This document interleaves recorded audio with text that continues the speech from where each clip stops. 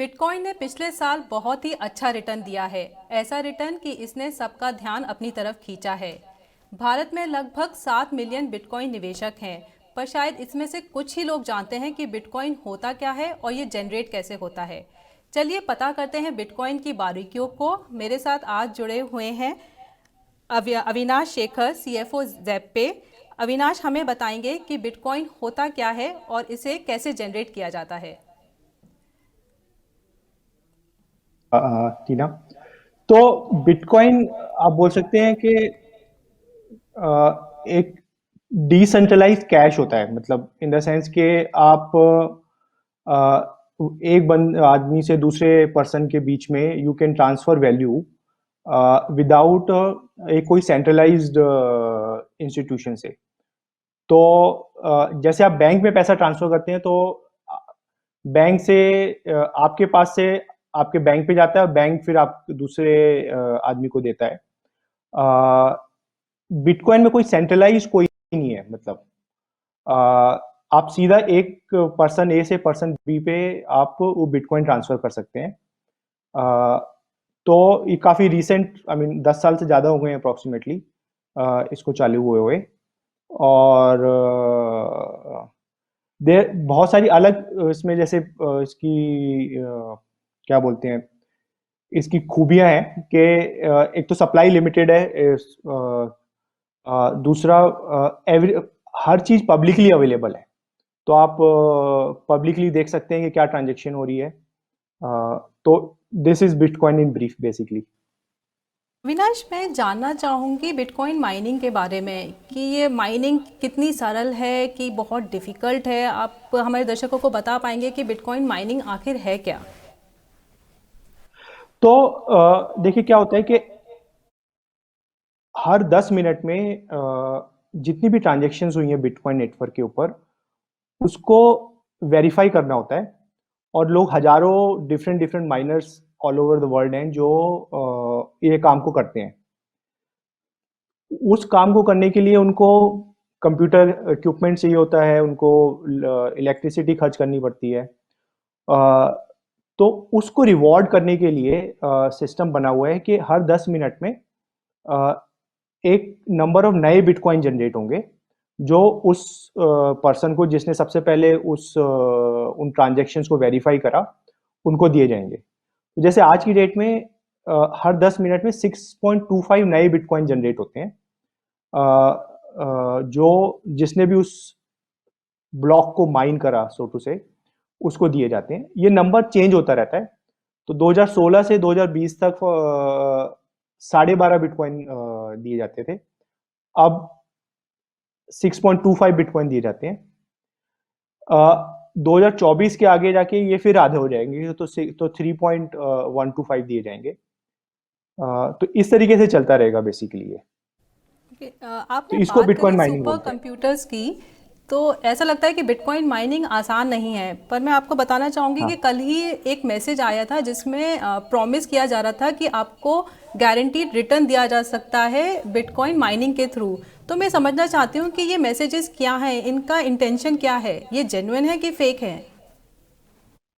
तो देखिए सबसे पहले तो अगर कोई भी आपको प्रॉमिस कर रहा है कि गारंटीड रिटर्न देने के लिए, और स्पेशली ज़्यादा गारंटीड रिटर्न मतलब 20% 25% गारंटीड रिटर्न देने के लिए, तो वो ऑलमोस्ट ऑलवेज फ्रॉड होता है। बिटकॉइन माइनिंग जो है वो किसी अदर बाकी जो ऐसे बिजनेसेस हैं ऐसे ही बिटकॉइन माइनिंग बिजनेस है जिसमें प्रॉफिट भी हो सकता है, बहुत ज़्यादा प्रॉफिट भी हो सकता है, लॉस भी हो सकता है, या बहुत कम प्रॉफिट भी हो सकता है। ये डिपेंड करता है कि आपने कितना कैपिटल लगाया, बिटकॉइन का प्राइस ऊपर जा रहा है कि नीचे जा रहा है, आपका इलेक्ट्रिसिटी का कॉस्ट कितना है, पर यूनिट आप कितना कॉस्ट दे रहे हो, और कितना अच्छा आप बिजनेस रन कर रहे हो। तो इसमें कोई भी मतलब गारंटीड रिटर्न नहीं हो सकता है। तो वो तो गलत ही है। अगर कोई प्रॉमिस कर रहा है कि अभी गारंटीड रिटर्न देगा, तो वो तो ऑलमोस्ट ऑलवेज फ्रॉड है।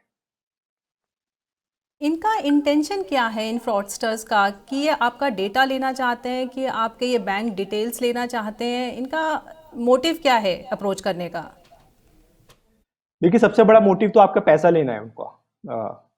आप वो बोलेंगे कि मैं आपको 25% का रिटर्न दे दूंगा, 50% का रिटर्न दे दूंगा पर एनम। आपको बोलेंगे कि आप 1 लाख रुपए ट्रांसफर कर दो मेरे अकाउंट में, और थोड़े टाइम बाद वो ऑब्वियसली गायब हो जाएंगे। तो सबसे पहले तो ऑब्वियसली पैसा लेना है, और उसके अलावा ऑब्वियसली बाकी सब चीजें तो है ही, बट मेन चीज उनका मकसद है कि आपका पैसे लेना। जब ये अप्रोच करते हैं, ये आपके करीब जो लोग आपके करीब होते हैं उसके थ्रू अप्रोच करते हैं? बिकॉज मैंने देखा है इनका ज़्यादातर एमएलएम करके स्कीम होता है कि ये मेंबर्स के अंदर मेंबर्स बनाते जाते हैं। तो क्योंकि हम अपने फ्रेंड्स पे ट्रस्ट करते हैं, हम इस स्कीम पे निवेश कर बैठते हैं। तो इस बारे में आप क्या कहना चाहेंगे? तो एक्चुअली क्या होता है कि जैसे ट्रेडिशनली जैसे होता था एमएलएम स्कीम जो आप बोल रहे हैं, तो यह हर जगह में ऐसे ही चलती हैं कि आपको अपना देखना है। स्पेशली क्रिप्टो में या किसी भी स्कीम में आप इन्वेस्ट कर रहे हो, तो आपको ये देखना है कि जो वो बिजनेस चला रहा है वो कैसे रिटर्न बना रहा है।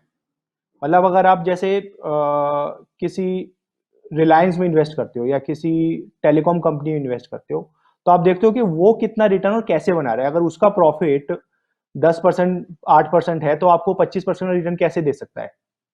तो अगर तो आपको उसका बिजनेस मॉडल समझ में आता है कि हाँ वो 50% रिटर्न बनाता है, तब तो फिर भी समझ में आता है। बट ऐसा तो कुछ होता नहीं है कि कोई 50% गारंटीड रिटर्न बना सके।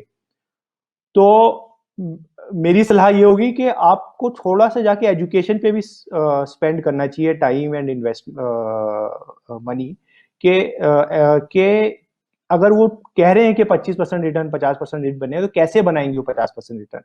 ये सबसे इम्पोर्टेंट क्वेश्चन होता है।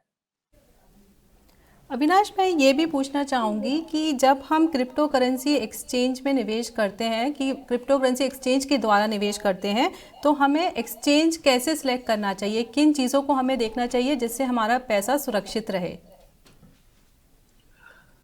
तो एक्सचेंज में दो तीन चीजें का ध्यान रखना चाहिए। सबसे पहले तो ऑब्वियसली कि वो कितना पुराना एक्सचेंज है, कब से चल रहा है।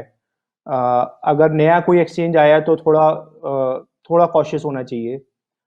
दूसरा, उस एक्सचेंज के बिहाइंड कौन कौन लोग हैं, उनका कौन उन एक्सचेंजेस को रन कर रहा है। वो पब्लिकली आके अपना व्यू पॉइंट रखते हैं कि नहीं रखते हैं, लोगों के क्वेश्चंस आंसर करते हैं कि नहीं करते हैं। ओके, अगर कोई एनोमिनस पर्सन है तो थोड़ा सस्पिशन बढ़ता है। अ, तीसरा, आपको देखना चाहिए कि उनका सिक्योरिटी प्रैक्टिस क्या है, मतलब कैसे वो लोग, बिकॉज क्रिप्टो में सिक्योरिटी बहुत इंपॉर्टेंट है, तो कैसे वो बोलते हैं कि आपके क्रिप्टोज को सिक्योर रख पाएंगे वो लोग। और चौथा है कि वो कितना लॉ से कंप्लायंट करते हैं। मतलब जैसे फॉर एग्जांपल इंडिया में जितने भी एक्सचेंज है इंक्लूडिंग जो जेपे, हम लोग शुरू से केवाईसी करते हैं प्रॉपरली कस्टमर की। ओके, तो अगर वो लोग लॉ से कंप्लायंट हैं तो ज़्यादा चांसेस हैं कि वो फ्रॉड एक्सचेंज नहीं है, रिलायबल एक्सचेंज है। तो आई थिंक ये तीन चार चीज़ों को ध्यान रखना चाहिए कस्टमर को किसी भी एक्सचेंज को सेलेक्ट करने के लिए। थैंक यू अविनाश, आज आपने हमें टाइम दिया और इतने डिटेल में समझाया कि बिटकॉइन क्या है, कैसे जनरेट होता है, कौन सी सोशल मीडिया स्कीम से हमें दूर रहना चाहिए क्योंकि ये फ्रॉड स्कीम्स भी हो सकती हैं। Thank you again for being with मनी9।